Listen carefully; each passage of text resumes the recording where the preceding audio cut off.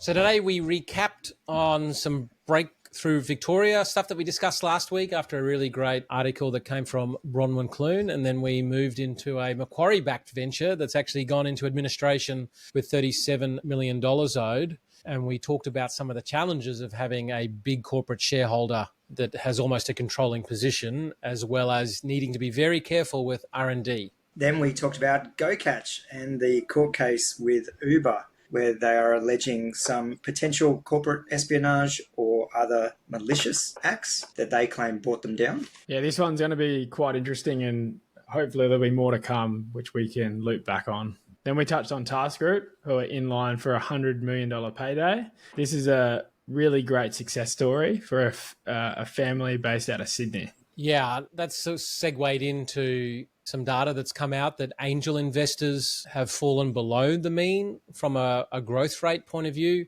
which means a lot of people that have exited the space are going to miss out on investing in $100 million plus companies. And it was great to see Airtree update their list that showed all of the companies that have reached more than 100 mil valuation. And we talked through that. Yeah, it was a really interesting chart. And then the news from 1013, having appointed a new partner in Sophie Robertson, who was their head of investor relations and now a partner, and also Joel Pobar joining the team with the remit of looking at the AI deal flow that's coming through. We continued the AI theme and touched on Nick Bonyhady's article, which was titled AI Honeymoon is Over. I feel like the AI honeymoon being over needs its own jingle. And for us, we never actually made the trip, given we haven't invested in any AI yet. So we're obviously behind the curve. But we talked about some data out of Y Combinator, all the companies they've invested in and how they approach it, which was a good way to move into another VC had described their investment process. And so we shared some of the criteria that we look at investments through. We watched a video which was Peter Thiel discussing why the riches are in the niches. You're going to hear it from Peter, not just from the three of us, which then led into a conversation around the need for authentic content and the way that content is shifting. And we shared a video from Simon Beard, the founder of Culture Kings. Yeah, and I think a lot of listeners that are in the B2B space may think that authentic content isn't something that they can use, but we actually think that it is. And that led into some charts. There were some quite random charts today around everything from when employees are clocking off to some interest rate charts. But most importantly, Jack let us know he's now the skipper of his football team. Most importantly, Don forgot to mention he bought a $2,300 course on lead gen. Agitated by the sales strategy and messaging from the founder. I don't even know where to go with that one, Jack. I think we just dive straight into the episode at that point. If I can't complain about my first world problems, I have nothing to complain about. All problems are relative. Or in my case, they're relatives. Did you have a good Easter? It was great. It was a good weekend with the kids. Went down the Goldie, caught up with friends. Went to the drive-in movies at Yatla, which I haven't done in a long time. The kids loved it. Really? How old are you? It was awesome. The kids absolutely loved it. Hey, Aaron, you can't get rid of the ute because it's the best car to put the mattress in the back. Go to the drive-in movies. Look, my kids did remind me of that. We had the Kluger, because we had all the kids. We needed the 7 seats, but it was making me miss the ute. It's like, I can't sell the ute. Moments like these, I'm still grappling with it. And everyone's cool just to sit in the car seats. My kids are a bit older than yours. But no, there were 3 in the back with the boot open facing the screen. 1 in the beanbag, and then Mara and I were in camping chairs. So you can get out. You can get out. You're allowed out of the vehicle. The only thing I can think of is, what's the other one that I want? Why is my brain not working? Oh, Grease. Grease. So, Jack, Grease is a movie from the 70s. I was going to say, never heard of it. Never heard of it? We had our own version of Jack. So my niece's boyfriend, when we had karaoke night, I had all of the classics. And this young punk, I've never heard this song. Like, after the 10th time of doing that, it was almost like, get off the property. Like, you can't be here.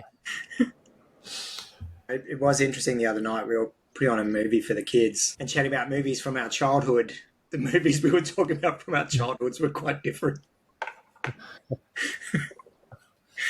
I don't even know what to say to that one. Jack, how was your time at the farm? Yeah, it wasn't too bad. Only went up one night, But yeah, it's pretty good. Had good weather all weekend, so can't complain. Did you have the opposite problem where your girlfriend was reading your children's books? Nah, I haven't had that yet, Don. I think that's the longest they've gone without being on a phone call together or something. What was interesting was that news didn't stop all week. There's been new things piling up. It seems like it's accelerating. It's becoming a big decision about what not to put in an episode each week.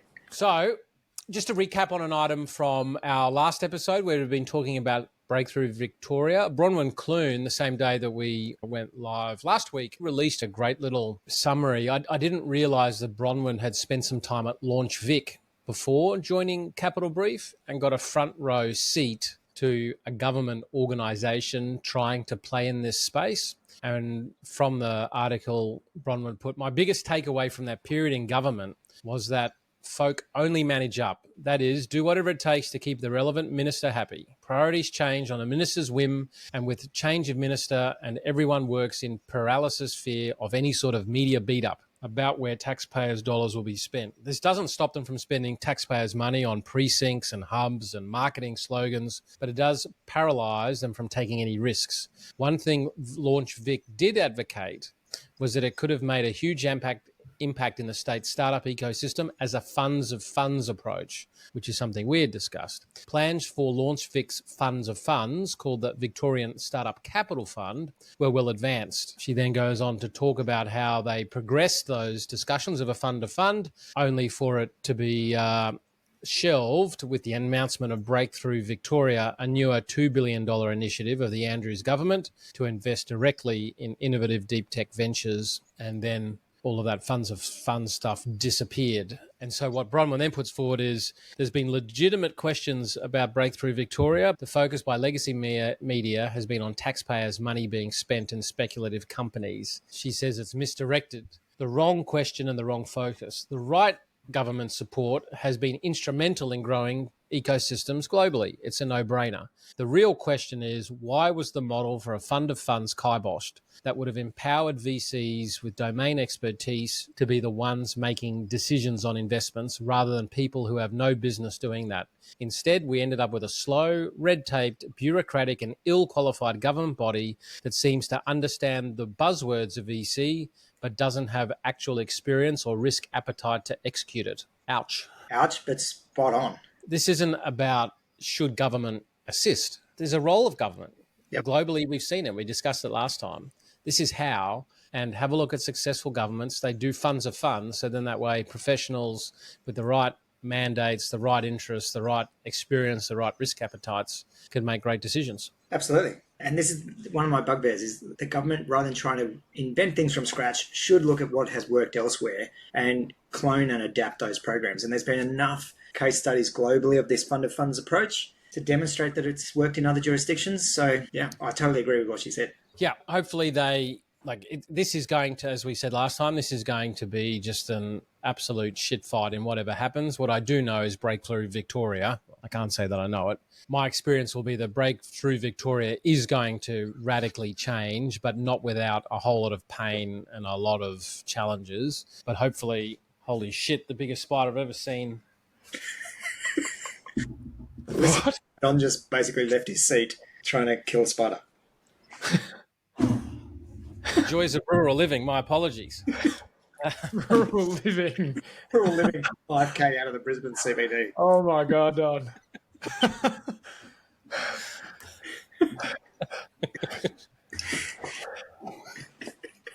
Jack, all I've ever wanted to be is living and working on the land. So don't... I won't take that away from you. I'm sorry, Don. Just allow my pretension to wash through. You probably have the greatest density of tractors per square metre of any property in Brisbane. That's true. Yeah. And as you can see, I'm sweating so profusely it's that hot because I still haven't got my air conditioning sorted. Anyway, we've just destroyed great reporting by Bronwen, so why don't we leave it at that? And move on. A bit of news that you found, Aaron, that came out was that a Macquarie-backed venture is now fallen into liquidation, owing around about 37 million to creditors, with an administrator appointed. Yeah, so the crazy part of this story is this has come about because Macquarie kept increasing their stake in the company to the point where they owned such a significant part that the ATO deemed it essentially like a subsidiary or part of Macquarie Group. And therefore, their R&D tax credits that they've been claiming became ineligible for. So the ATO is now chasing them for some back payment of those R&D tax credits. Yeah, so Plutora, integrate and manage your software delivery using strategic insights is the software. And it reminds me of, without sharing names, the experience of one of the companies that came on our last mission and the challenge they had with large corporate shareholders and then the corporate directors not wanting to sign off on accounts, and at a certain shareholder level they had to consolidate the financials, and on the face of it, having a big gorilla as a shareholder looks like it has a whole lot of benefits, but when you get into it, it can be a real pain in the ass. Yeah, and the corporate executive or whoever it is that spearheads that investment, they often have really good intent. And they, sometimes live up to deliver that. But inevitably, those individuals move, they change roles, they change organizations. Your equity holding ends up in the hands of someone new that doesn't quite understand why that investment was made, or they're trying to make a mark for themselves. And corporate investors can become a bit of a nightmare. But in this case, it begs the question, like, how did Macquarie Bank not pick up on this, that this would become an issue?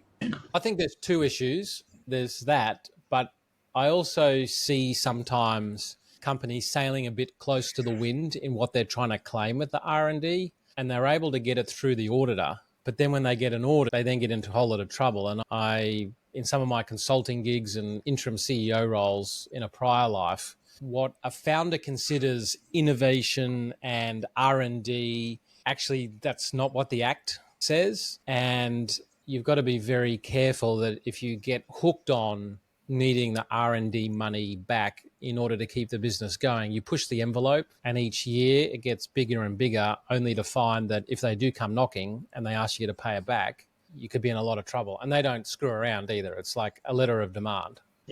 Yeah, no, it's very true. We see a lot of companies really push the boundaries of eligible expenditure. And I think there's more to this story, though, because in my experience, the way you structure these entities is you've got the operating entity and then you've got the R&D and the IP entity. The fact that this one, I think 99% of the 30-something million dollars owed is actually to a related party.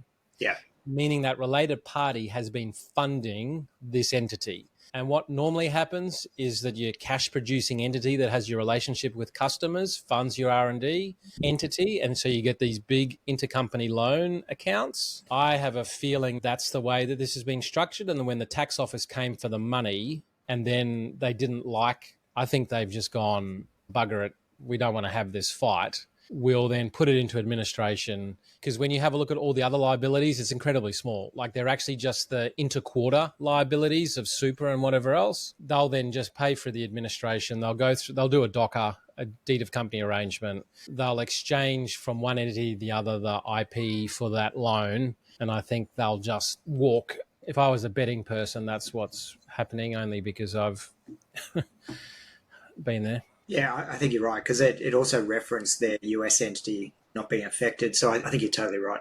But notwithstanding that, I think founders just have to be careful, and investors, just when you see that the companies are getting large R&D returns, ask a few questions, because it can turn sour on you really badly. Now, another company that ended up in administration and then liquidation was a company called GoCatch, which was actually, I haven't heard the name for quite a few years, but it was one of the companies that disappeared after Uber came through to Locust and destroyed the taxi industry, but then also took out GoCatch. And there's been a court case that has been interesting to see, where GoCatch is alleging that Uber undertook some underhanded actions that are a bit more than normal competitive argy-bargy in the intent to destroy them. Yeah, this is a really interesting case. And in the first day of trial in the Victorian Supreme Court, the GoCatch founders and investors, where they're seeking hundreds of millions of dollars in damages, we're talking about some of the specific allegations. But none of this actually surprises me that much. If you look at this go-to-market strategy. It was a brute force attack on legislation. They were paying fines for drivers. They were paying for buying new cars for drivers who had their cars impounded under different regulations around the world. And if ever you went to the Uber offices in San Francisco, you talk about a physical space defining the culture of the organization. Like, this was like the Death Star. It had that vibe of Darth Vader's going to walk down a hallway at some point. And meeting rooms had frosted glass that you couldn't see in. No one knew what anyone else was working on it. It was cold. And it was just it felt like their DNA of just, let's just go on brute force attack environments until we win. And so for me, this doesn't, I don't know, it resonates with what I'd expect of their behavior at that time. I think are we surprised? Are we not surprised on one axis? And then it's almost like, was it right or was it wrong? Yeah. And in trying to unpack it, for me, I'm trying to work out what is a healthy, normal level of competition and drive and activities that are acceptable to try and beat your competition, and what, I guess, in a civil situation, not cricket. And I guess we're about to find that out. And then I also reflected that some industries, if you're going to win, because they're a winner take all, they're actually won by very aggressive people that feel compelled to cut the throat of any of their competitors because there's only one winner. Yeah. Or maybe two winners. That's what I was going to say, Don. I don't want to excuse their behavior, but if you're going to apply such an aggressive strategy, you want to do it in a marketplace model, because marketplaces, the dynamics of the business model is a winner takes all. And once you reach critical mass, it's really hard to then, as a competitor, even go up against them. And in the emails that are disclosed from the court case, you can actually see from the CEO's emails, he demonstrates this, that GoCatch were getting critical mass. And that's why they then had the spyware, which got the details of the supply side of the drivers, and they went after them. Yeah, without taking a stance, you can understand why there was such an urgency to go and be so aggressive and attack. With that spyware, for the listeners at home, they built a piece of software that was able to effectively scrape. This is Uber Australia, and the article said that a key aspect of the case is that Uber developed spyware software called SurfCam in its Sydney office and used it to steal contact details of GoCatch drivers in order to poach them. Evidence was presented of Uber's first Australian boss, David Rawsham, seeking approval from senior global executives to proceed with the SurfCam amid discussions of it being used elsewhere. And so the way I look at it, on one hand, some of these reports is like, oh, this is espionage. On the other hand, and maybe I don't know enough about it, it's if this information was easily available and could be downloaded. Like, we've been working on some scraping tools of LinkedIn to go and try and find different lists. We've been working on some bots to help us with deal flow. We've been looking at how do we use technology. Like, are we in the espionage game if I use technology to go after publicly available stuff? Now, assuming that they haven't hacked into GoCatch's system, which it doesn't sound like they have, where's the line here?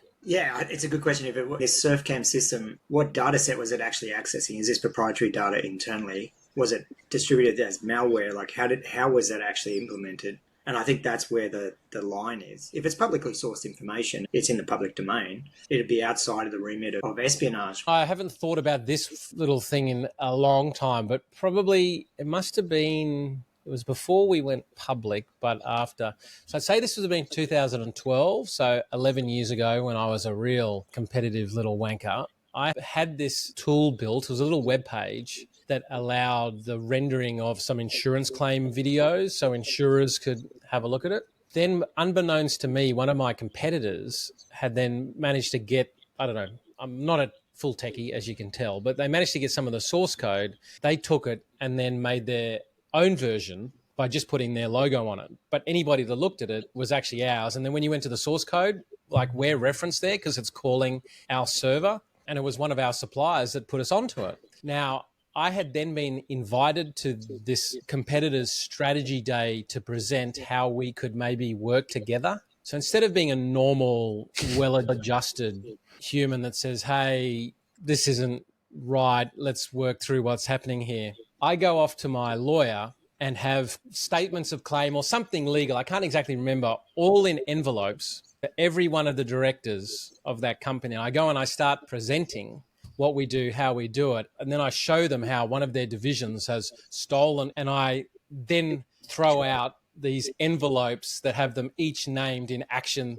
that I'm going to take. And I pick up my computer, and it was almost like something out of some disastrous fucking comedy. Like I walk out the door saying, "See you in court." Like I think of it now and it is so cringe and so embarrassing. And in the end, that was the company that I went and bought that I had to go and put into liquidation. So I got my incumbents, but their defense was this was open. It was on the website. We just right clicked it. We copied it across. There's not a lot of IP there. Would you piss off? For me, I was pissed because our time and effort had gone into it. What's reasonable? What's not? Is this not just par for the course? Yeah, it could be. I think it comes down to how it was done in this case. The other little point I'd make is that GoCatch seems to have tethered themselves as an app for taxis, but Uber was dismantling taxis, essentially. So anything that dismantled taxis was going to destroy GoCatch if GoCatch didn't pivot. And it seems that GoCatch didn't pivot because it stayed tethered to taxis. Meanwhile, taxis get smashed by Uber. So is it not just a direct outcome of them disappearing? Ultimately, what the public found value in was direct connection, faster, cheaper, better service. Yeah, I agree. I think, and it's interesting why they were targeting GoCatch, given they were focused on the taxi industry. But was it taxi on demand? Because in the email it references critical mass, so it has to be a marketplace. It was taxi on demand. Look, it's going to be an interesting one to watch. I think we're going to be talking about it for the next couple of weeks. Yeah, that'll be good. Good to loop back on. Yeah, so some companies get born, they raise a whole lot of capital only for a competitor to kill them off, like what's happened here. But then some companies get born and then seem to just be able to manage every wave of disruption that comes to them. And in an article in the AFR by Tess Bennett, she writes about how one Sydney family turned tech tinkering into a $100 million fortune. This is the story of the Houden family that started back, I think it was in the 70s, importing Japanese cash registers. And they did that, and then they moved into digital points of sale, which then moved into some online things. And when you read through the article, at every wave of technology change, this family's been able to roll with it. Whereas often what is at changes in technology, the incumbent just gets taken over and they die off and someone new comes in. Yeah, and it seems like they've just continually gone up the value chain, like in terms of the contract values increasing, the type of target customer that they're acquiring. Well done. I dabbled in the point of sale space for cafes and restaurants, and I remember that it was a painful customer segment. In our case, we pivoted out into something else, but I'm tracking other competitors that were around. Most of them died off. And then you've got a space that's dominated by some of the big incumbents like Square with their point of sale system, Fidelio, Micros, there's a few others. So they've done incredibly well to navigate a changing landscape on the hardware side, but also on the business side. So phenomenal outcome. Like a lot of entrepreneurial outcomes, the transition point to the real value came when there was a big pain. And in the article, it said after fielding requests from clients for product improvements, and so they were a reseller of other people's products, and clients would ask them for improvements and they just couldn't get traction. They went, bugger it, almost, 15 years ago now,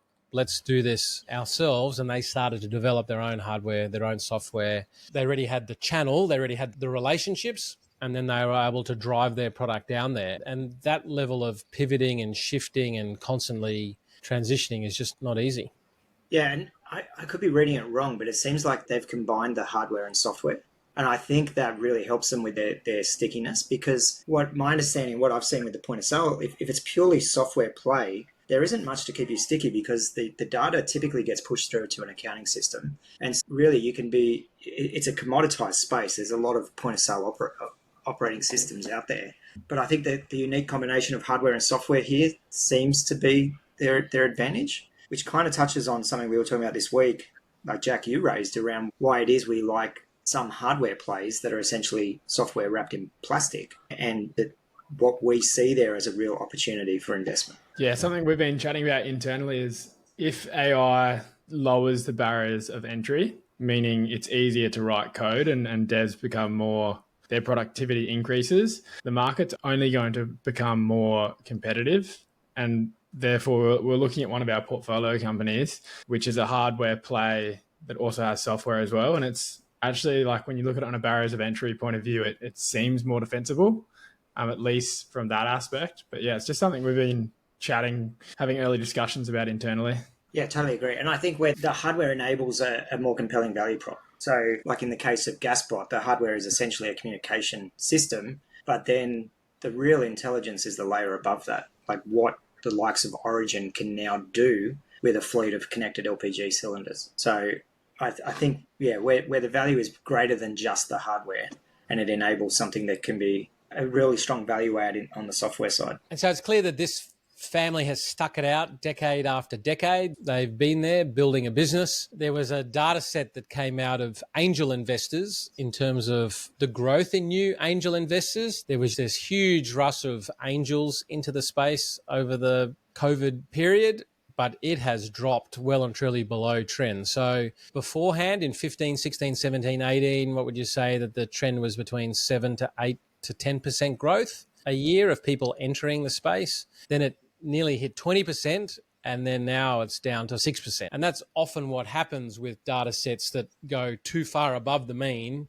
Yes, there's a mean reversion, but the mean reversion often doesn't happen until you've swung the pendulum far the other way. Yeah, you look at all those angels that came into the market in that period between, what is it, like early, mid 2020 through to the very starts of 23, at a time when valuations were way up, and obviously there's some linked causality here. Now, at a time where we're seeing great companies at fairly valued prices, and we don't have the same growth on the angel side. So it is that reminder to always have that be open to the counter thesis. The tourists that came and then left early because they didn't have the staying power are going to miss out on what all of us in this game are ultimately seeking to do, which is help find and then support founders into the 100+ mil club. And did you see the Airtree infographic they released of the companies and the year that they crossed the 100 mil valuation line? For the listeners at home, if you haven't seen it, it's got a nice Christmas tree shape to it. Like the bottom is 2024. And there's so many companies in there between there and 2020. And as you move up towards the top, going way back to 1990. But just the explosion in company logos that sit there. And what that gives me a bit of confidence on, or just excitement as to why we're in the space, is that a body in motion tends to stay in motion. And as long as we don't have some apocalyptic depression, 2025 to 2030 is going to be exciting as. So the problem I have when Don says things like that is the history of any time Don verbalizes something, it tends to come true. And so just your reference to the apocalyptic potential outcome. Nothing positive ever comes through, but on the negative side, I'm pretty good. Yeah. But no, you're right. Like if you look at it as a trend, that's pretty consistent from 1990 right through, regardless of COVID or dot-com bubbles and everything else. We're on a good trend curve. Now, with someone like Airtree, and that's a great infographic, but Airtree and some of these larger VCs, they're all closed-end funds that you've got to have a big, serious amount of dollars to be in, and you've got to give it to them for 10 years plus. The other model out there is syndication, and syndication really is you can choose deal by deal and you participate alongside other investors. It's what Tribe does at the moment as we then build out our own fund side. But the other player in the syndication space in this region is 1013. And did you see some of the announcements of new partners there? Yes, couldn't miss it. This is great news for 1013. Stoked for everyone. Obviously, they're good friends of Tribe. We've known the team there for a long time. And what was it Stewie Glenn was quoted saying? They've reached 98 million in startup investments, and they've got another deal of 1.4 closing at the moment, so they'll easily cross the 100 million threshold. But the news that Sophie Robertson has been promoted to partner, which is fantastic news. Saw Sophie the other day, and yeah, I think it's great for them. I think it's great for the ecosystem as well. Yeah, and then they also announced that Joel Pobar has joined as a partner, I assume a venture partner. So Joel's with Amazon-backed Anthropic, and I still recall his presentation from the 1013 conference last year, plotting AI and the growth, and on one hand it's exciting and on the other hand it's scary as shit. But Joel is phenomenal. Back when we had Startup Catalyst, we used to take the youth mission over to Silicon Valley, and at the time Joel I think his role was head of server performance for Facebook. And he would spend it was supposed to be an hour, but he'd end up spending half the day with this group of 20-year-old, almost graduated tech students talking about server performance and all these concepts, but he is just an absolute legend and a real asset to the venture capital scene and a real asset to 1013 now. One of the reasons why Joel is joining is that they're focusing more, it seems, on AI startups, although they talk about more going after the picks and shovels AI startups. From the article in Capital Brief by Hugo Mathers, it says, when it comes to much hyped AI startup space, Glyn wants to stay disciplined. He's conscious that the mania, particular in the US market around building AI applications, is inflating valuations and making the sector more expensive. For that reason, 1013 is focusing on what Glyn calls picks and shovels, or the plumbing that will underpin the long-term AI adoption. Now, Stewie there used the word much hyped, and another article that came out this week in the AFR by Nick Bonyhady, Cliff from Canva, gave a warning that the AI honeymoon is over. Did you get a chance to have a look at that article? Because I think it's a great article. Yeah, it was an awesome article. I love the way it broke down the different layers of AI technology. And I think there's also some good questions posed in there. But Jack, I know you read it also. Yeah, I think it's worthy of a bit of a deep dive. So where do we want to start? Jack, we are your humble servants. We will start where you want to start. I think we kick off just explaining for the listeners the 4 layers which Nick describes. And for anyone getting into the AI space, this is a great way to conceptualize the industry. So there are 4 layers. There's the foundation layer, which are the chip makers. There's the cloud layer, which are the providers. Then there's the model layer, which are the developers when you think of OpenAI, etc. And then above that is the service layer, which actually provide and cater to the end user. So I think this is just really important to understand because it helps you identify which layer that Cliff is referring to in the article. And when the title references the AI honeymoon is over, like straight away I associate that to the 4th layer, which is the service providers to the end user. Not sure. Do you guys agree on that? Yeah, no, I agree. And it's consistent with what we've been seeing in the B2B space and hearing from companies that we're getting good initial traction selling AI widgets into B2B, but now that the companies and enterprise are really looking for the value creation piece. And if they're not getting real meaningful value, those budgets are drying up. And I think this is going to be interesting on the investment side too. We're still seeing massive capital inflows into AI, but what I haven't seen is how that capital is actually being allocated across the 4 layers. That would be interesting to see. Where is the majority of investment capital actually flowing? Yeah, so from majority of the deals that we've been seeing, they're all in the 4th layer, and it's all like a thin wrapper that's wrapped or API'd through OpenAI to a simple workflow. And that totally relates to what Cliff is talking about. But I think there's 2 other really good points here. There's what we reference from Cliff from Canva, but then there's also Nikki from Blackbirds. And I think we should separate and actually speak about them both individually. So just to touch on, so Cliff's quote there's a lot of AI exuberance that saw a lot of investor activity that ultimately hasn't resulted in technical or defensible products. And that totally relates to the 4th layer. To use an analogy, and this is from Des Trainer, when you think of the iOS early days, the platform hadn't enabled a feature to turn on the torch. So someone went and built the app, which gave them the torch. Right now, we're in that early phase of this new innovation, and we know where OpenAI is going to play. Like, they're going to go horizontally, but they're not going to go deep. But you don't want to be playing in the gaps just to fill what the platform doesn't have that inevitably it's going to have. Like, it's a train coming for you. When the iPhone first came out, because we were in insurance claims, we needed the ability to send multiple photos, but you couldn't actually do that. We built an app that actually allowed you to shrink the size and send multiple videos and photos. Now, for us, we had an internal business requirement, but I did put it on the App Store, I think for $2.99. And I think we got 100 sales, which was fun. Now you think of that and like, that just got consumed. Yeah. Like, that's just functionality. I think if the layer below you is the natural owner of what you do as a simple feature, then it's just a timeline issue, right? Until you are wiped out. And that's why I think, like, when we talk about the riches are in the niches, if you pick one vertical and then go really deep in that, and let's say it's wealth management, like, we know that there's going to be a GPT that is a chatbot for wealth management. But if you then leverage the API but then go really deep and then integrate, let's say, with your ComSec, integrate with your bank account, and you actually solve the problem end to end. And that's wealth management using AI. You're never going to see a world where OpenAI gets 5 devs and goes down that path. But they will have a GPT that's a wealth management chatbot. But they're totally different plays. And that's one is going to be defensible. The other one is going to be a train wreck. So it's like identifying. And that's when I go back to the wrapper. One's a thin wrapper. The other one's a thick wrapper. And I like to view it like that because regardless, they still deal with the end customer, but one of them has defensibility, the other doesn't. And so I think we're quite aligned with Cliff's view of the world. But Jack, talk us through what Nikki was saying. Yeah, and the thing to point out here, this is a tweet that Nikki put out last week. So it actually wasn't out of context here.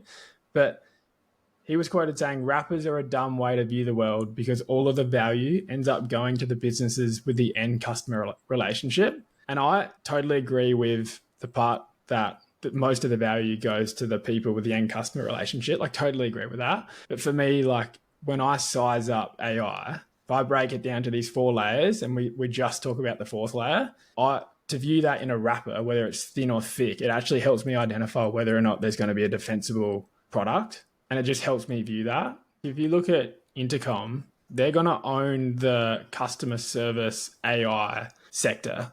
But right now, they're using OpenAI's APIs. So like they're paying OpenAI to use their platform, but they're owning that whole sector. And everyone right now is using Intercom to solve their AI-driven customer service issues. And Des, in an interview, said they trial all of the models, and if a better model comes, they'll move from OpenAI, which gives rise to Nikki's view of the world that, at least in those verticals, the value is going to stay with Des, not OpenAI.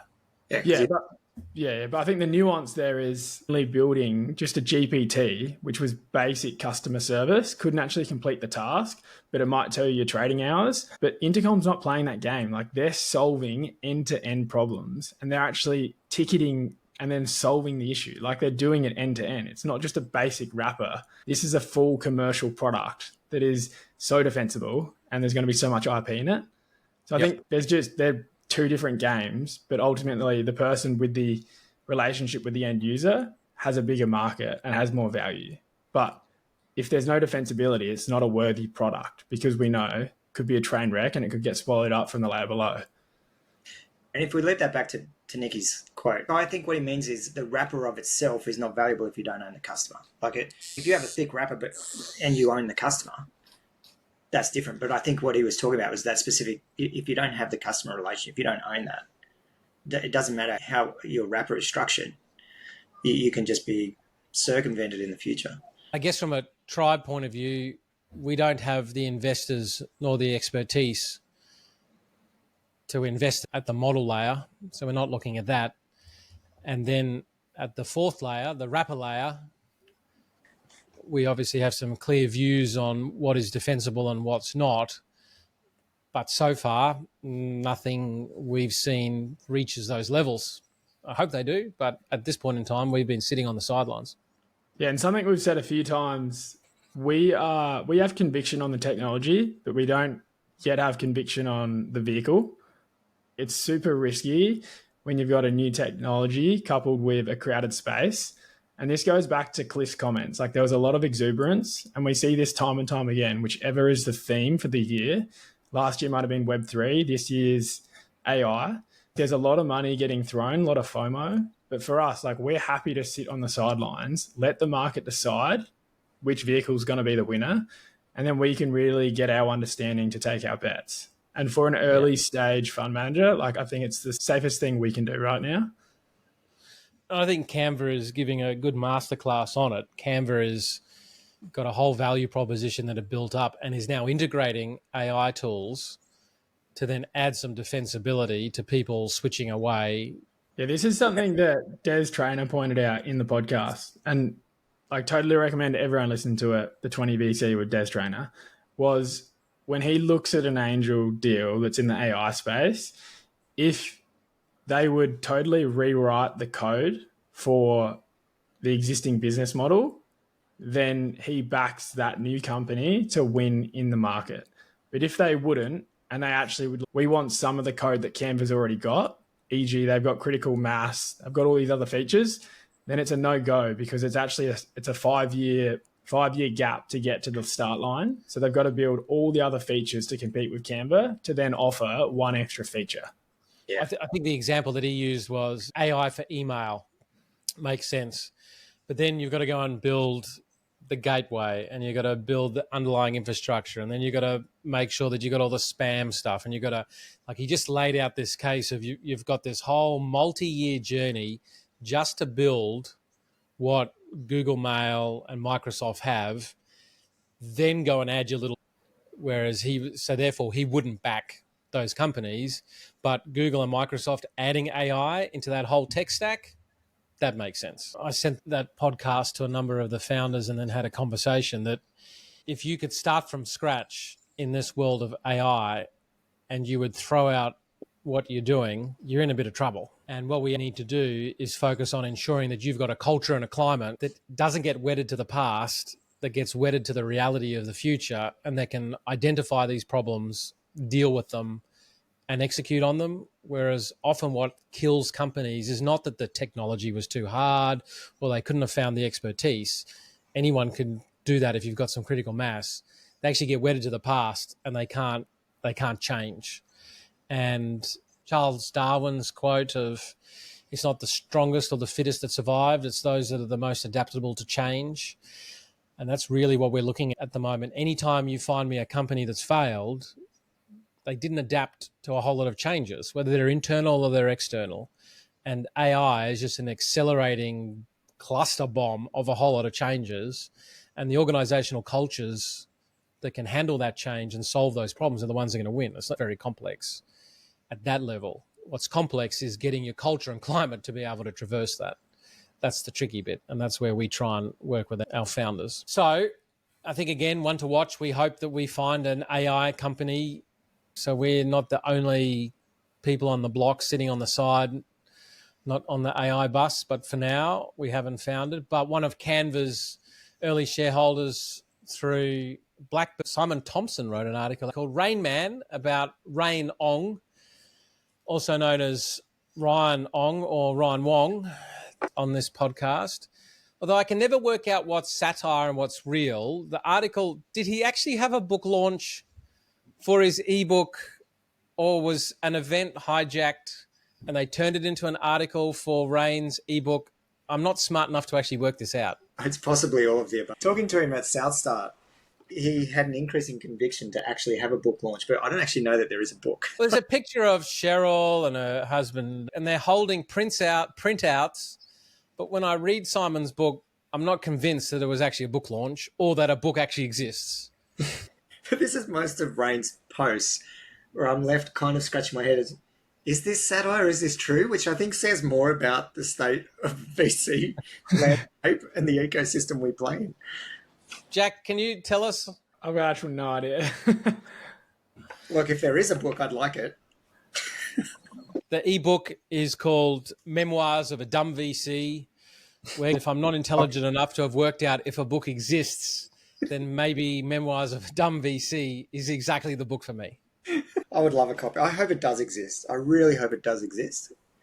And I would love a copy signed by Rayn and Ryan and all the other things that we've called him. Segueing from Australia's most famous angel investor, because he's got over 100 in his portfolio and is just always out there helping his portfolio as much as he can, mainly by wearing all of their swag, to the world's most famous accelerator, Y Combinator. Did you see that visual of all the companies that they've invested in out of their accelerator? Yeah, talk about making some bets. Like, for the listeners at home, it's like what would it be, a dot heat map of investments that they've made for each year since 2005 through to 2022. And it just in the 5-year period from 2017 to 2022, they made 2,400 investments. Like that's phenomenal. And people like Airbnb, Dropbox, Reddit, Coinbase, DoorDash. And they're just the logos that they're actually tagged in there. Yeah, no Go One on there, $3 billion Australian unicorn, doesn't even rate a mention. The number of those dots in there that would be incredibly high value companies. So it highlights their portfolio theory and the power law at play. But that's a lot of investments. That's a huge portfolio. But I think the way Y Combinator runs is they've got a brand that attracts, I think, the best founders now, but they're also driving some activities to weight success more in their favor. And then they've attracted an unbelievable panel of investors that help that. So it's almost like they've got a flywheel running there. We've seen some pictures of Y Combinator alumni come through. And there is, I noticed something about founders that have been through Y Combinator in terms of the way they answer questions. Like they definitely have a little edge to them that's in common. Yeah. Vu at the event a few weeks ago talked about the biggest thing that Y Combinator does is it makes you lift your eyeline. It makes you look at the world as a bigger place. So an article out in Startup Daily by Jack Atkinson said a VC unpacks the why and process of deciding to invest in a sports tech startup. So this article, which we'll put in the show notes, talks about why they invest, and they broke it down into 4 parts. 1, can we trust the founder and team to grind it out, to perform and deliver to an acceptable standard? Is the company's product and vision sufficiently innovative? Is the business model viable and growth prioritized in a conceivable path to profitability?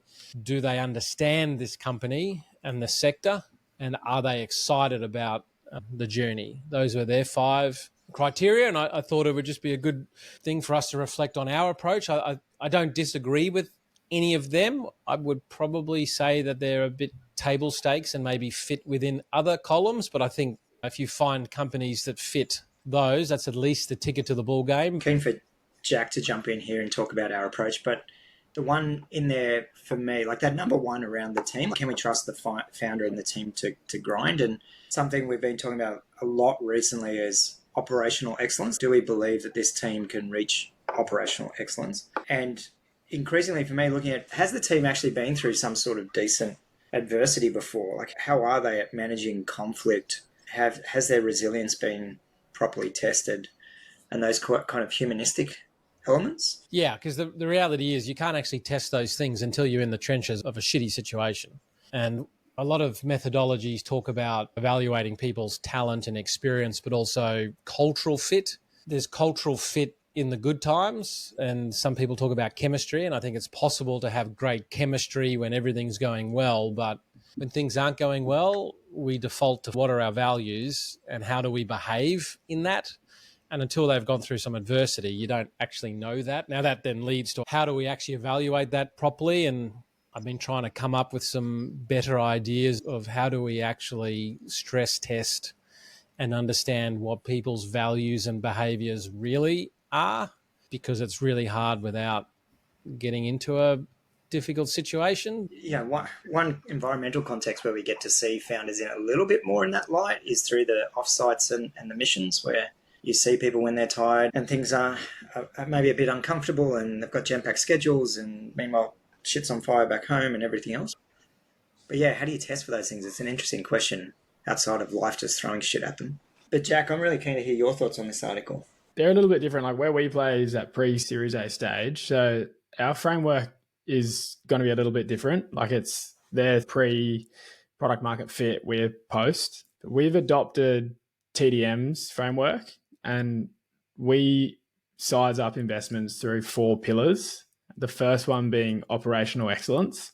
And the best way to look at that is operational excellence is required, but it's not sufficient, which leads to the second pillar, which is structural competitive advantage. And that's applying Hamilton Helmer's 7 powers. And it's something that we've really adopted and we're getting a lot better at using internally. Then the third pillar is the growth opportunity. And for us, we view that looking at the total addressable market, which we apply Ed from Octopus's calculation, overlaid with just seeing that we can see a venture return possible. And then the fourth pillar is valuation. And we combine those things when we size up an investment, which is in our view is how we demonstrate a durable business. And that's what we're looking for when we analyze companies. And I think that the key there is even at the pre-Series A, and there's a level of product market fit, take operational excellence.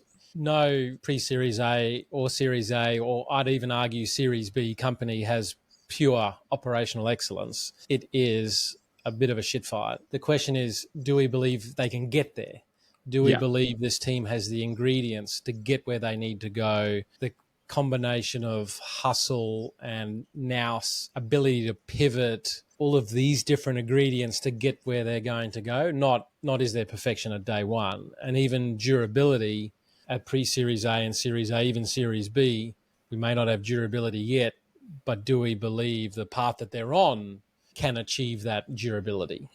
Yeah, great. I think that's important to call out, because if they had operational excellence and they had a defensible, if they had a structural competitive advantage, they wouldn't be coming to us. So for us, it's like, we got to believe that the dynamics of the market will enable a structural competitive advantage. And typically, like, you look at markets that commoditize, it's hard to find a competitive advantage.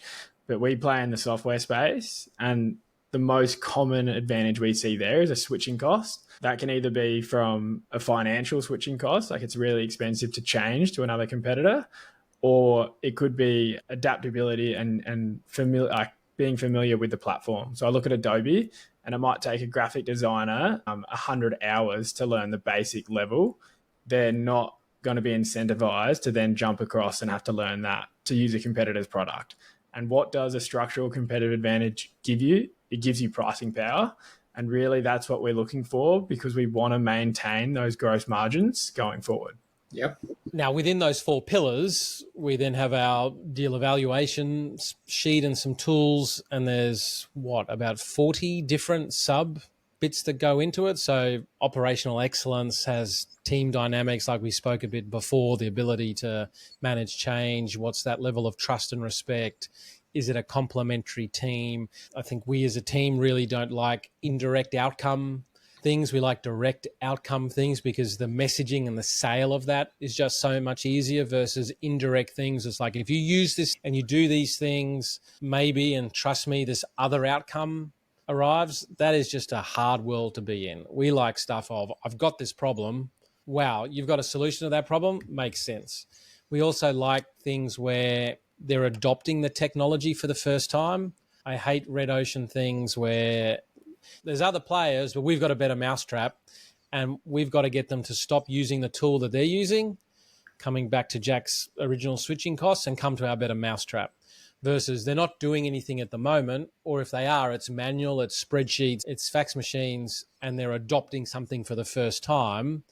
That can be some pretty high barriers from a sales point of view. But once you clear those enterprise barriers, that is a much nicer business than red ocean. So there's a lot of nuancy stuff below the surface. Every investor is going to have their own framework, and there's never going to be a framework that's the one. And the thing about us in my role, Jack, what are you talking about? Yeah, like we are going to solve for this. We are the spreadsheet, Jack. What are you talking about? It's got red, it's got yellow, and it's got green. It's got colors. And you want to sit there and tell me that there's not one day going to be one model? Yeah. The something I love about our role is, like, each investment, we get a little bit more feedback, and we continuously get to evolve our own thinking and our own frameworks. And just looking back on where we started, like, each quarter, we're just getting a little bit better each time, and we're just continuously getting better and finding out a little bit more about what works for us, what doesn't work for us. I'm so glad we started with syndication, as hard as syndication is, rather than having, I think, if we had started with a captive fund and that need to then deploy to a certain timeline and all the other different nuances of how we think by virtue of having a syndication model. I'm just so grateful for the rigor that it's brought to how we go about things. And Jack, totally agree with you. The constant refinement of process and thesis and criteria that underline the thesis. The test will be return of capital, but I think there are some data points that suggest we're going in the right direction. Now, in our investment process, yes, those 4 things that Jack went through is a core part, but it would be fair to say that niching is a big part of what we focus on. False. Absolutely true. True. And so whilst we rabbit on about it all the time, I thought it'd be worth just playing this little video from Peter Theil, who talks about his version of The Riches Are in the Niches, which is an article we put out a couple of weeks ago. We'll just have a little play and a little listen to this, because I don't know how many times we talk about niching. I just think it's incredibly important. So just let me share screen. Mistake is going after a giant market on day one, because that's typically evidence that you somehow haven't defined the categories correctly, it normally means that there's going to be too much competition in one way or another. And so I think almost all the successful companies in Silicon Valley had some model of starting with small markets and expanding. And if you take Amazon, you start with just a bookstore. We have all the books in the world, so it's a better bookstore than anybody else has in the world. When it starts in the 90s, it's online. There's things you can do you can't do before, and then you gradually expand into all sorts of different forms of e-commerce and other things beyond that.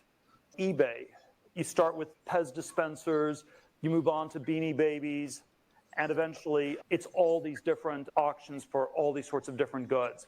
And what's very counterintuitive about many of these companies is they often start with markets that are so small that people don't think that they're valuable at all when you get started. The PayPal version of this was we started with power sellers on eBay, which was about 20,000 people. When we first saw this happening in December of 99, January 2000, right after we launched, there was a sense that these were all, it was such a small market, it was terrible. We thought these were terrible customers to have. It's just people selling junk on the internet. Why in the world do we want to be going after this market? But there was a way to get a product that was much better for everybody in that market. You could, and we got to something like 25, 30% market penetration in 2 or 3 months. And you got some lock-in, you got brand recognition, and you're able to build the business from there. So I always think these very small markets are quite underrated. The Facebook version of this I always give is that the initial market at Facebook was 10,000 people at Harvard. It went from 0 to 60% market share in 10 days. That was a very auspicious start. The way this gets analyzed in business schools is always, that's ridiculous. It's such a small market, it can't have any value at all. And so I think the business school analysis of Facebook early on, or of PayPal early on, or of eBay early on, is that the markets were perhaps so small as to have almost no value. And they would have had little value had they stayed small, but it turned out there were ways to then grow them concentrically, and that's what made them so valuable. Now, I think the opposite version of this is always where you have super big markets, and there's so many different things that went wrong with all the clean tech companies in the last decade, but one theme that ran through almost all of them was they all started with massive markets. And every clean tech PowerPoint presentation that one saw in the years 2005 to 2008, which was a clean tech bubble in Silicon Valley, started with, we're in the energy market, we're in a market that's measured in hundreds of billions or trillions of dollars. And then once you're a minnow in a vast ocean, that's not a good place to be. That means that you have tons of competitors and you don't even know who all the competitors are. And so you want to be a one-of-a-kind company where it's the only one in a small ecosystem. You don't want to be the 4th online pet food company. You don't want to be the 10th thin film solar panel company. You don't want to be the 100th restaurant in Palo Alto. Restaurant industry is a $1 trillion industry. So if you do a market size analysis, you conclude restaurants are a fantastic business to go into. I think that very much aligns with what we talk about. I think one of the things that founders and often investors forget is that you can expand TAM once you own it. Yeah, there's so many good quotes in here, and I feel like we preach this all the time, but I probably also feels the parents talking to their kids. They need to hear it from someone else before they listen. But hopefully hearing it from Peter Theil, it's a pretty trusted source. But yeah, niche focus, it'll help with your messaging to market. Once you dominate in that market and go deep in that market, there's nothing stopping you going broader at that point. It's not a forever, but it'll absolutely serve you in the short term. Yeah, I agree. I've said it a few times, but this relates back to your go-to-market strategy. And when we look at it on a strategy level, it's easier to boil a rock pool than it is to boil the ocean. So earn the right and then pivot and take on the next TAM. Jack, if you write a book, like we think Rayn may have, boiling the rock pool. Yeah. So I actually where did I hear that? I think it was the podcast with Toby from Kiki. So they were trying to boil the ocean and their advisor said, what are you doing? Focus, niche, let's go after one rock pool. And you look at Kiki now, the way they're executing, they're just, the way they're approaching it, like they're doing the non-scalable to then find out how they then can scale and find that. It's so niche. It's so hyper-focused. It's like you've read the show notes and we're going to transition, Jack, to authentic focused content. But this morning, when I was leaving the farm and I was hooking up the van, my Instagram popped up and it said, do you want to join a Kiki live? Like they were just doing shout outs to all of the people that had joined and done share letting and whatever else. And one of the things we're going to get to is that it's just raw content that resonates with your audience. Now, they may have had some missteps in the past, but a lot of the people critiquing them, including me in the past, are not the audience. And so you got to be careful not to worry about people that are not your audience, and you got to create authentic content for people that are your audience. And I'd seen a LinkedIn post that unfortunately I just can't find, so I can't attribute it to whoever said it, but the post effectively said a 20-year-old with no expertise can get millions of views and build a great business, but a marketing executive with an MBA from Harvard can't get more than 10 views. And that's because the 20-year-old's making authentic content that is unplanned but resonates, whereas the Harvard exec spends all their time planning and then trying to sell you something. And to me, that sort of jumped out because with a lot of our portfolio months ago, they would say that they couldn't be in the content game or it wouldn't work for them, or creating personal, authentic content wasn't something that they could do. But I think the world has absolutely shifted, and we'll get to play something from Simon Beard in a minute. But yeah, any thoughts on that as a statement before we move on? Totally true, and it's consistent with what we're saying. Like the number of times I'm now seeing Apple Notes as marketing content and the messaging from the founder personally rather than from a corporate landing page. This is what's working. Yeah, just to add to that, my 2 cents, like a lot of these things, they're trends and they have an expiry date. But to me, it goes back to signal and noise. And when you look at the distribution of the content getting on LinkedIn, if you're just reproducing the same 60% of the other shit that gets posted, it's just going to be more noise that you're feeding the algorithm. It's not going to cut through. But then you look, and the first person that brought in the Apple Notes on Instagram, it cut straight through as authentic. So like we can't then say tomorrow that Apple Notes is going to work, but it's just having that realization between signal and noise and going about it that way.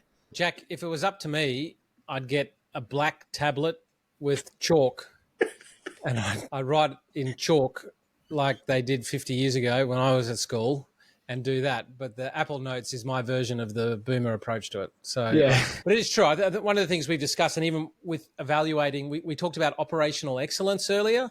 Do we believe the team can identify trends, get on them, and then once the trend is ended, get off them and get on to the next one? Do we believe that they can actually digest what's happening in the world and roll with it and be proactive? We're not trying to evaluate point in time, okay, this is good. It's, do we think they're going to be able to create a machine and get on board with it? Yeah, this agrees what I've been saying. So Jed, my friend for listeners, he's in the content creation game and he works with founders to build the sales and marketing engine. And something I've been telling him to then reiterate to his group is he can't promise the outcome, but he can promise the process. And the process is he's going to show you how to build the culture internally that is going to survive going forward, because it's not up to him to be able to work out and crack the code to what the perfect ad is today. Because what we know works today won't work tomorrow. So it's building that mindset and being able to solve the problems, iterate, tinker, and move really fast, and then find what's going to continuously win day in, day out. It's what you talk about all the time, Don, like the ability to navigate change loops, not just when you want to change things, but when extrinsic things change, but hunting out what is changing so that you can keep up with the changes. The first person to come out with an Apple Notes ad was about 3 months ago, and now I'm finally getting to it. But even you remember when they were doing like a piece of paper and it said hiring and they wrote down the job title? Like that's been used way too many times now. It doesn't cut. Like it's just noise. So there are going to be trends and you can try and capitalize, but they've all got an expiry date. One of the trends we are seeing across platforms is that there's a big difference of trying to do stuff from a branded account versus a personal account. And a lot of founders are uncomfortable on the personal side, but when you have a look at the algorithms, it's like 100 to 1 different. Now, I'll just play this little video from Simon Beard. Simon was one of the co-founders with his wife of Culture Kings. Now, not a B2B business, but we try and learn from all areas. And Simon gave a presentation again at the 1013 runway event last year, which was just fantastic. The guy's passion. What did he sell Culture Kings for? 600 million, 300 million in cash? And following him on Insta. And he's pumping out great business-related content. He's a beast. So he is absolutely... What he's talking about here is the fact that branded pages, in this instance on Instagram, are not converting anymore. And he talks about what is converting. So I'll just share. The words are branded pages are cooked, and cooked means done, finished. Oh, that's a... I'm glad you explained that. If anyone's listening of Don's generation. There's no respect anymore. Okay. Instagram pages are totally cooked in 2024. Look, I saw this question of how do I grow my Instagram's brand account currently, and it's like the market has changed. Look at this example I was just doing yesterday on this $1.5 billion public company, Satire, that's driving 500 mil of sales pretty much mostly through social. But if you look at their organic Instagram, look, they only have 94,000 followers, but look at the engagement. Look at this photo, 28 likes. This one, 39 likes. Like my mum gets 100 likes on a photo. This is because Instagram brand pages are totally non-engaged today. And I said this years ago. I remember one day I came through the studio and I was just like, I'm going to smash every SLR camera. Just stop using it. It has to be phone footage because the campaigns are dead. You have to create engaging, authentic, congruent content that cuts through the noise. And this is only going to amplify so much more when the rest of this AI technology like Sora, etc. comes in. Is our feeds are going to be flooded with the most crazy advanced content and footage from every angle. And this will be more so that the authentic brand personal content will cut through. And this is where I believe a lot of brands, if the founder CEO won't jump in front of and do it, they need to hire like a chief creative officer or a chief content officer that has super high level in the company, that's front facing on the camera, that is that constant regular face on those social accounts, because that is what cuts through the noise today. Remember, a brand is just a measure of trust. That's all it is. And it's earned in drips and lost in buckets. But this is the thing. Anyone can create a brand and spin up and create a logo and create a website in minutes now that looks just as good as this $1.5 billion brand. There is zero barriers to entry. And this is where I believe the personal aspect is going to cut so much more through, because you developed that trust, you have that understanding. And I looked at the stats, but if you spend like 40 hours listening to someone online, long form content or however you engage it, that's probably a lot more time than you'd spend with your friends. You instantly have this connection. And only starting my personal brand a year ago, I've had this where so many people come up and they're talking to me about a video and it's like, what? It's amazing, this feeling, because they're talking like they really know you. And this is the connection that happens on personal brand. And this what cuts through in the social media age. So if I was just starting a brand right now, I would 100% get out in front and do it yourself. Now, Don, cut this out, but this is the fucking playbook I was trying to say. With loves being in front of the camera. She's the chief content creator. And they're the same business model as that Simon was talking about. No, I'm with you. Yeah, totally. But that what he was saying there also touches so well on your post on around branding. The fact that brand in the early stage doesn't matter. And what he's talking about there is building trust under your personal name, because anyone can spin up a logo, whatever. One of the big points that cuts through for me is that in a world where I can just type into an AI, produce this content with this look and feel, that is going to be so ubiquitous, our brains are just going to pass over it. Totally. Yeah, to make a point there, I can sniff any company that uses Canva from a mile away because you can tell it's the templated stuff. So the same's going to apply when everyone starts adopting AI. You're going to be able to sniff it from a mile away and that all becomes noise. So the variable going forward is the content creation that hopefully is in-house, and it's going to be done with the iPhone. But you can see he's also gamed the system a little bit there. See how the camera's always panning? Because the algorithms love movement. So even though it's just him talking to camera, you wouldn't want to get seasick. And then it's very jittery and it's cut away. It's got that music. It's got the change in volumes. So he's doing really well at gaming the algorithms. But most importantly, it is of value. It's energetic. And I enjoy a lot of the stuff he's putting out. And it's personable. Like even the reference to his mum, and it's human. It's not talking about click here, buy this. It's not a hard push sell. It's just coming from a place of genuine authenticity. I got one of my nephews. He said, "Oh, you're so boring. Not even your mum likes your posts." Fucking 13-year-old. I feel like I'm obsessed with bringing up Kiki, but I think it's a great example. So they're a little bit outside of the box of what Simon was saying. Toby, the founder, is the face of the brand and he runs the Instagram account. But under Kiki, it's just his face. Like it's always Toby behind the camera. And I believe you can replicate that same playbook in the B2B space. Because at the end of the day, you're trying to build trust. And Toby's building in public and everything he says he's going to do, he's fronting it and doing. You would agree the how might be a bit different. But if you're one of our enterprise portfolio, the medium is often the message. So there might be a bit more professionality. It's probably more how-to videos. It's case studies. But the underlying thing is authentic, personable, you building trust with the audience. Probably not the same how as a Kiki. Yeah, agreed. Like in enterprise, that wouldn't work. But if you're like SME or a self-serve B2B, like you look at retention.com, that founder's building in public on LinkedIn and he's at 25 million ARR. Yeah. And his CAC would be so low because he doesn't market. It's all through his own personal profile on LinkedIn. Yeah. So it's aligned to that. I think it's partly a COVID thing, but like with Twitter shitting the bed, everyone's on LinkedIn.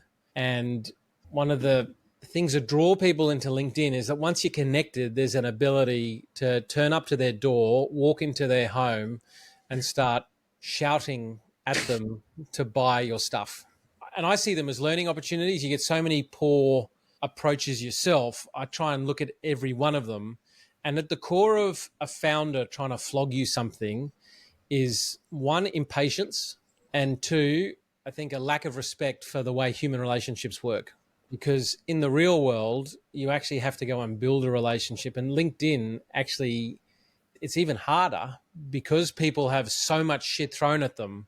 Anytime you see a notification on LinkedIn, your brain is now trained. Oh, here's someone who doesn't know me, doesn't understand my problem, isn't investing in the relationship, trying to flog me something. And so I just want to remind people that direct messaging on any social platform or engagement on social at all is a much longer game than I think in real life. If you go to a conference and you meet someone, you strike up a conversation, you talk about problems, you talk about solutions, you build some trust, maybe you go out to dinner. I actually think that as frustratingly slow as that may feel, that's actually a lot faster than what this online environment is going to be. I think I got it on the Monday public holiday because it was an automated one where someone just hit me I'm going to be running a lead generation course. Here's the PDF on it. It's $2,200. If you want to generate more leads, join the course. And I'm like, this is a weird way to be pitching lead gen course. So I opened up the pitch of the PDF, which is effectively like a pitch deck as to why you should fork out the $2,200. And in there, it talks about helping you build a short-term plan around channels and case studies and helping engage with your prospects and then building social proof. The course is going to teach you the opposite of what this pitch was.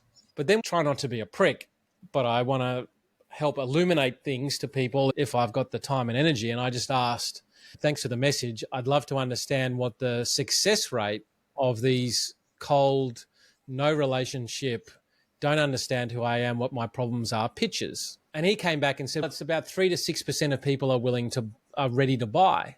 I was like, great. I'm not asking what percentage of people you think are actually willing to buy, what percentage of people actually do buy.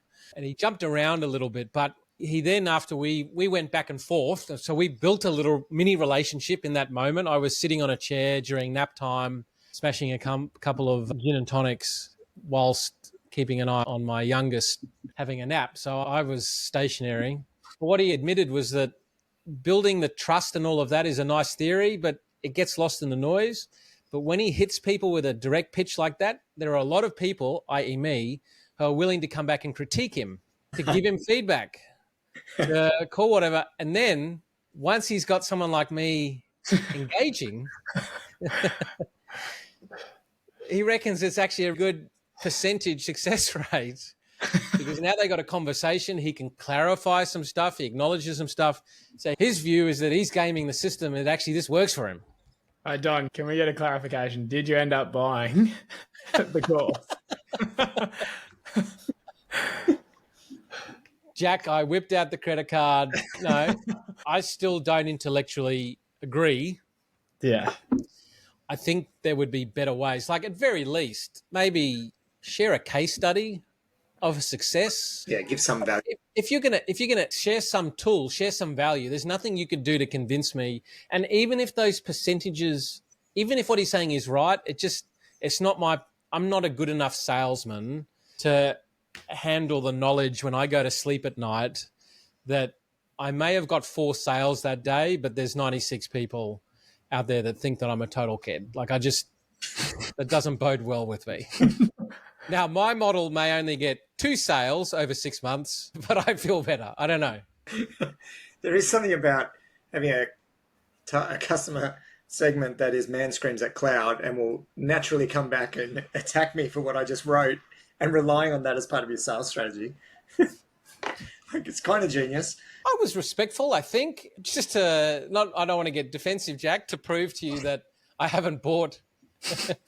Jack still thinks I've signed up to the course. He wants to see your credit card. He knows me. Don McKenzie, the ideal customer.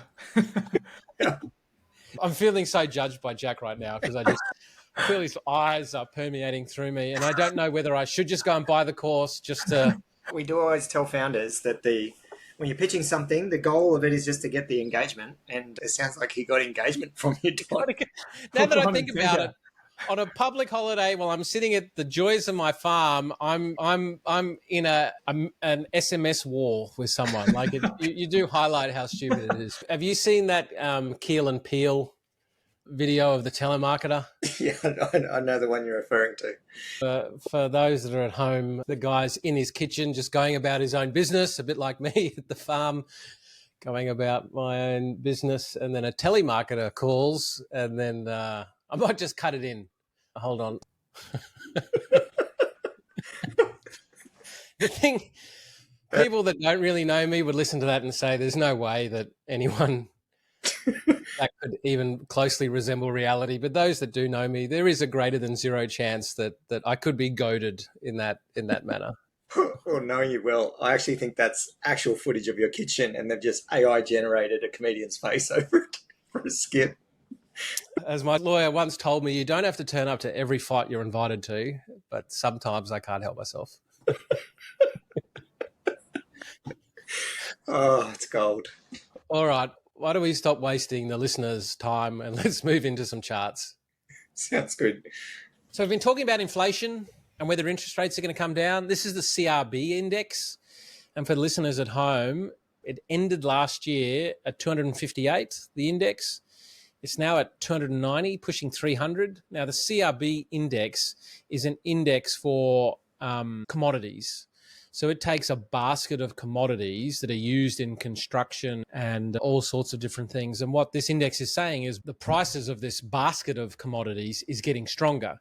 Now, when prices of commodities go up, end products go up, costs go up, inflation goes up. Now, Adrian DeMarco, one of our shareholders and venture partners at, I think it was the Sunny Coast event, talked about how he was long a lot of Chinese stocks, even though China has had a lot of negativity about it. And what we're seeing in China is the PMI, which is a index of purchasing managers. So PMI, Purchasing Manager Index. And what it does, it surveys all of these purchasing managers as to whether they think they're going to be buying more or buying less. And you can see going back to before COVID, during COVID, it dies. Then China gets itself into a little bit of a pickle. Then it came back up again. We're starting to see that pick up. Now, China is one of the world's biggest consumer of commodities. It's going to be interesting to see if that sleeping giant wakes. Now, what we're also seeing is that the potential for inflation, at least, and higher interest rates hasn't harmed tech stocks. And so the best performing stocks in the S&P 500, we talk a lot about NVIDIA, but still super microcomputer, 255% in 2024 versus NVIDIA is only up 82%. Now, what I found interesting is that actually super micro has got some very strong growth in revenues. In COVID, they were doing about $2.5 billion. They're forecasting $12.5 billion for this year and $25 billion for 2026. So there is actually some significant revenue growth underlying that. Now, how does that compare? NVIDIA is at 30 times forward earnings ratios and Supermicro is at 33 times. So they're not actually that far off. And for those listening at home, in April 23, the PE multiple was around 10, a low of 10. And so it's now grown to 33 for Supermicro. And the forward PE for NVIDIA was around 12 and it's now 30. So not only have earnings grown for these companies, the multiple on those earnings is what's grown as well. We discussed this last week. It's not just NVIDIA's price to earnings that's increasing, it's across the entire market. Now, going back to 1988, the average has been about 18.5 times. We're at 24 times, near the 30 times in COVID, or the 26 times just before the GFC, or the 30 times back in the last tech boom. So that gives rise to potentially there's still a little bit left in the tank before it gets into historically high levels. One of the things we've discussed before is the canary in the coal mine is often credit spreads. It's certainly not showing any signs of concern, and it has hit lower than where it was in 1999 before the last tech crunch.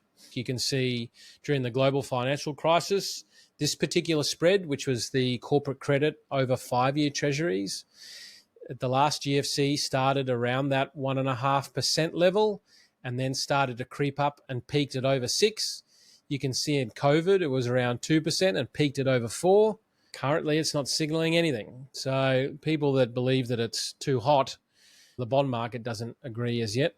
Now, whilst there's the highest performing stocks, there's also the worst performing. And Tesla is only just nudging out Boeing. And given the shit that Boeing has been in, poor old Tesla is keeping good company. So I look forward to next week's episode. Elon may be losing a whole lot of wealth from Tesla stock, but Dogecoin is actually up 144% this year.